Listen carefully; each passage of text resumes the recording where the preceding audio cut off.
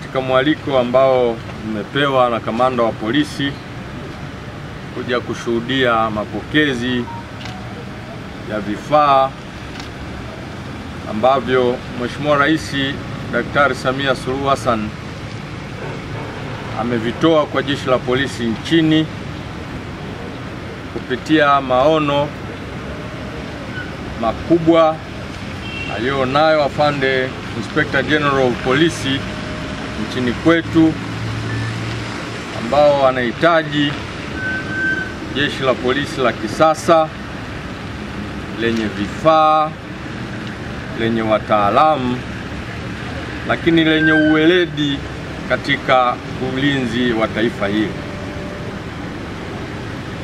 Kwa hiyo kwa taarifa niliyopewa asubuhi hii ni kwamba Mheshimiwa Rais katika mkoa huu ametupatia magari 24 mapya, magari ambayo yamekuja kwa awamu mbili.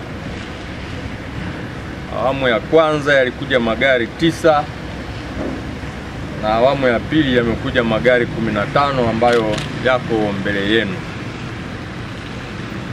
Nichukue fursa hii kukushukuru kamanda wa polisi kwa niaba ya serikali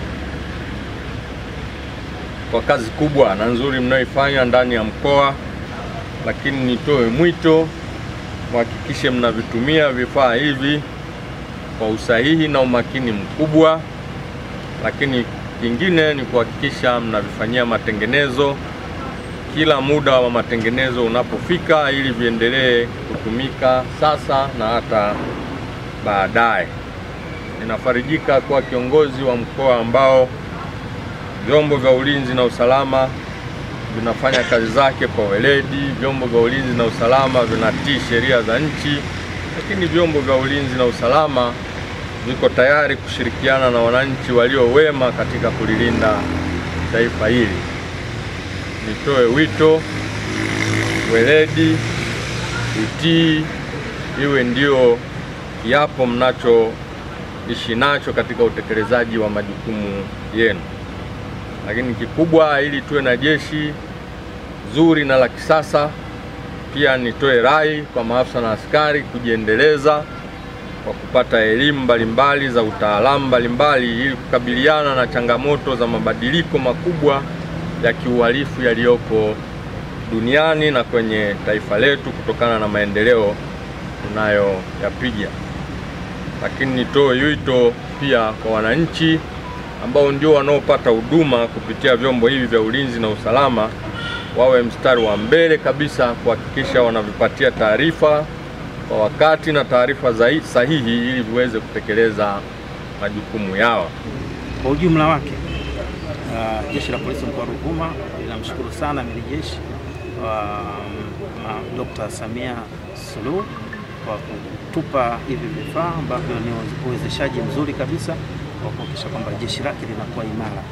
Jeshi lake sasa naweza kusema limeboreshwa, na sisi kama jeshi la polisi tuko tayari kabisa kwa kazi, na tunaanza sasa hivi katika hizi kampeni kuhakikisha kwamba kila kampeni inayofanyika tunakuwepo, tunatimiza wajibu wetu.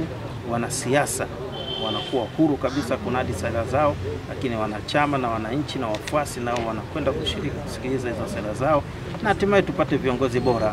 Na hii itakapofika tarehe 29 tutahakikisha kwamba magari haya yanatumika vizuri kabisa, kuhakikisha askari wanakuwa katika maeneo ya tukio, kuhakikisha kwamba watu wanapiga kura vizuri, lakini wakati wa kuhesabu kura tutakuwepo na vifaa hivi vitatusaidia kuhakikisha kwamba tunakuwepo, watu kura zitahesabiwa, na baada hapo watatangazwa wale walioshinda. Baada ya walioshinda tutaendelea kuwalinda, kuhakikisha kwamba wanatimiza wajibu wao kwa kadri ya Katiba ya Jamhuri ya Muungano wa Tanzania inavyoelekeza.